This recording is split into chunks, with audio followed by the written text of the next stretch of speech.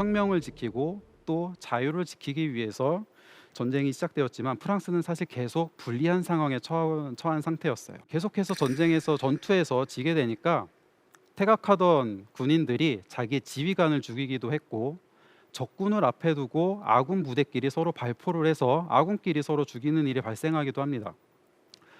또한 인플레이션이 너무나 심해지고 있었어요. 그래서 일반 민중들의 삶도 계속 어려워지고 있었습니다. 결국 불리한 전황, 정치적인 불안정, 그리고 물가의 불안정, 이런 것들이 겹치게 되면서 민중들의 불안감은 점점 더 심해집니다. 실제로 이 당시에 많은 민중 운동들이 일어나고 있었습니다. 혁명에 반대하는 옛 귀족들, 그리고 또 성직자들, 또 망명 귀족들에 대한 불만이 너무나 거세지고 있었고, 그에 따라 불리한 전황 속에서도 혁명에 반대하는 이 프랑스 국내에 있는 세력들을 끝까지 찾아내서 색출을 해야 된다라는 그런 움직임도 거세게 일어납니다. 그래서 혁명의 흐름을 막을 수 있는 여러 가지 불안 요소들을 없애기 위해서 많은 조치들이 등장을 하게 됩니다. 그런데 루이 16세는 이런 조치들을 승인을 하지 않고 있었어요. 그러자 이제 파리 시민들이 다시 한번 움직이기 시작을 합니다. 왕실에 대한 여론도 계속 바뀌고 있었어요. 사실 루이 16세가 튤리리 궁을 탈출해서 바렌느까지 도망을 쳤고, 거기서 잡혀왔을 때 보통 사람들은 루이 16세 옆에 있는 귀족들, 대신들이 루이 16세를 속인 것이다, 즉 루이 16세는 불쌍한 피해자다라고 생각하는 사람들도 있었어요. 그리고 그 당시에는 1791년 당시에는 루이 16세를 폐위시켜야 된다, 죽여야 한다, 이런 목소리는 거의 있지 않았습니다. 정말 일부 사람들만 그런 얘기를 했을 뿐이었어요. 그런데 1792년 4월, 5월, 6월 이렇게 시간이 지나갈수록 루이 16세에 대한 불만도 더욱더 거세집니다. 루이 16세가 곧 혁명을 중단시킬 수도 있겠다라고 이제 판단을 했던 것이었죠. 그래서 프랑스 내외 이런 어수선한 상황 속에서 의회는 조국이 위험에 처했다고 공식적으로 선포를 하게 됩니다. 이제 프랑스인의 자유와 혁명을 지키기 위해서 많은 젊은이들이 군대에 징집됩니다. 또 같은 이유로 루이 16세를 폐위시켜야 한다는 목소리가 더욱더 커집니다. 또 파리 시민들도 루이 16세를 폐위시켜야 한다면서 조국을 구하기 위한 모든 조치를 취할 것을 의회에 요구하기도 합니다. Citoyens des sections de Paris, frappons le colosse effrayant du despotisme, qu'il tombe, qu'il se brise en éclats, et que le bruit de sa chute fasse pâlir les tyrans jusqu'aux extrémités du monde. Unissons-nous, disons d'un accord commun, Louis XVI n'est plus roi des Français.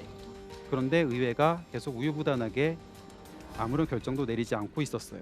그래서 의회가 이렇게 아무런 조치도 취하지 않으니까 1792년 8월 10일 자정을 기해서 파리 시민들이 드디어 들고 일어섭니다. Citoyens, c'est simple. Ce sera la liberté ou la mort. Vous allez connaître une journée bien plus terrible de toutes celles que vous avez connues. 무기를 든 파리 시민들이 튤리리 궁을 습격을 했고, 그리고 아침까지 이어진 혈투 끝에 튤리리 궁을 점령을 하게 됩니다.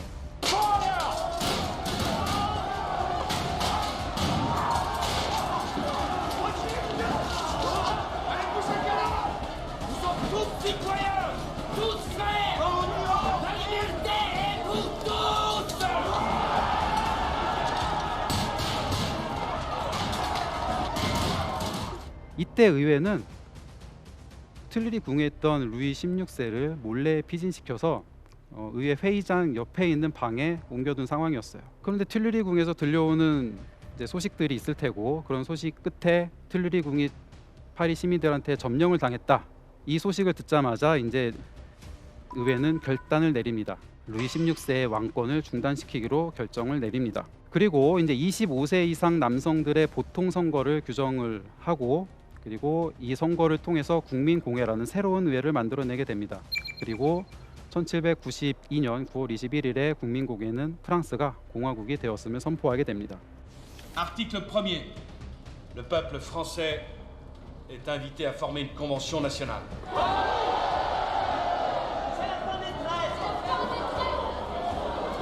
Article 2. Le chef du pouvoir exécutif est provisoirement suspendu de ses fonctions. jusqu'à ce que la Convention nationale ait prononcé sur les mesures qu'elle croira devoir adopter pour assurer la souveraineté du peuple et le règne de la liberté et de l'égalité. 이 1792년 8월 10일의 사건은 이 바스티유 함락 사건에 이어서 프랑스 민중들이 다시 정치의 전면에 등장해서 혁명의 흐름을 바꿔놓은 그런 사건이었습니다. 즉 프랑스 혁명의 중요한 전환점이라고 할 수 있습니다. 그리고 이제 민중이라는 동력은 프랑스 혁명을 새로운 단계로 올려놓게 됩니다. 이제 프랑스가 공화국을 선포하고 나서 이제 전황은 프랑스한테 유리하게 진행이 됩니다. 발미 전투에서의 승리, 그리고 제마프 전투에서의 승리 등으로 프랑스 국경 안쪽으로 들어왔던 이 오스트리아 군대를 국경 밖으로 몰아냈고, 그리고 벨기에까지 점령을 하게 됩니다. 이렇게 불리한 전황을 극복하고 전장을 국경 밖으로 이동시키게 되면서 당장 바로 코앞에 닥쳤던 위기 상황이 일단 좀 정리가 되었다고 생각을 하고, 이제 국민공회 대표들은 루이 16세를 어떻게 처리할 것인가에 대해서 논의를 하기 시작을 합니다. 처음에는 루이 16세를 처형할 수 없다라는 입장과 루이 16세를 처형해야 한다라는 입장이 이렇게 팽팽하게 맞붙고 있었어요. 루이 16세를 처형할 수 없다라는 입장을 가진 사람들은 왕의 신체는 신성 불가침이다라는 그런 이유를 대고 있었고, 왕을 처형해야 한다라고 생각하는 사람들은 약 150년 전에 잉글랜드에서 일어났던 청교도 혁명의 예를 들면서 찰스 1세를 잉글랜드 사람들이 처형했듯이 왕이 무엇인가 잘못을 했다면 처형을 할 수 있다라고 주장을 했습니다. 그런데 반전이 생깁니다. 튠르리 궁에서 루이 16세의 시종을 들던 한 사람이 국민공회에 헐레벌떡 뛰어와서 루이 16세가 자기 방에 몰래 비밀 금고를 만들어 뒀다. 거기를 한번 뒤져봐라, 이렇게 얘기를 했어요. 그러자 국민공회 대표들이 사람을 보내서 이제 수색을 했고, 실제로 정말 비밀 금고가 나온 겁니다.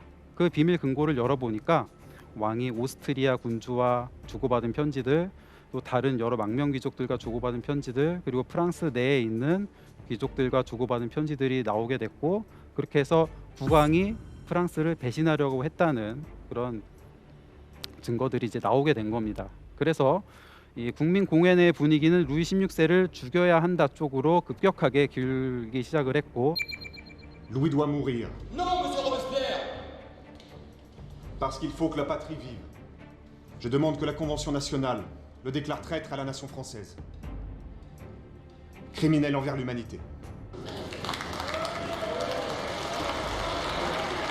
결국 1793년 1월 21일에 루이 16세를 단두대에서 처형을 하게 됩니다. Je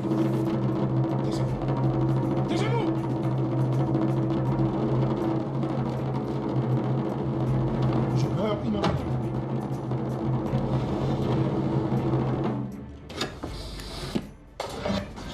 Vive la nation! 이 단두대가 세워진 광장이 그 당시에는 혁명 광장이었습니다. 지금 이 광장의 이름이 콩코르드 광장이죠. 사실 이 광장에서 너무나 많은 피를 흘렸기 때문에 나중에 1795년에 그 당시에 권력을 잡고 있던 사람들이 이제 앞으로 조화롭게 살아보자라는 그런 의미를 담아서 이름을 콩코르드 광장으로 바꾼 것입니다.